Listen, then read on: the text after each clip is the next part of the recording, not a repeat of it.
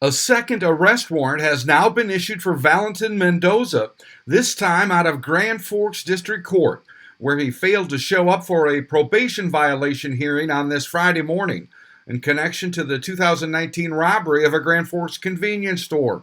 Last Friday, a warrant for his arrest was issued just across the river in East Grand Forks, Polk County, in connection to a deadly crash this summer.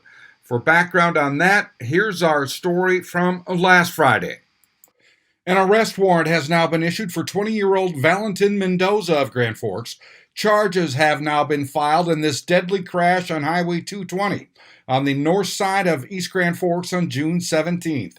Court documents say Mendoza sent a social media message 3 minutes before this crash that he was going to commit suicide.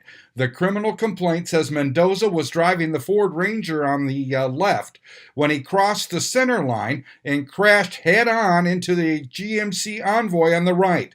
The Envoy's driver and passenger, 17-year-old Ethan Carson and 16-year-old Damian Powell, would succumb to their injuries and both die days after the crash. According to court documents, Mendoza's girlfriend stated that she received a Snapchat message from Mendoza which showed him driving, and he stated he was going to commit suicide. That message was sent at 3:05 p.m. on June 17th. The crash was at 3:08 p.m. The court documents also state Mendoza was traveling at 75 miles per hour at the time of the crash, and the driver of the Envoy, Carson, was going 65. The posted speed limit in that area is 45 miles per hour. Valentin Mendoza IV has now been charged with 2 felony counts of criminal vehicular homicide, operate vehicle in grossly negligent manner.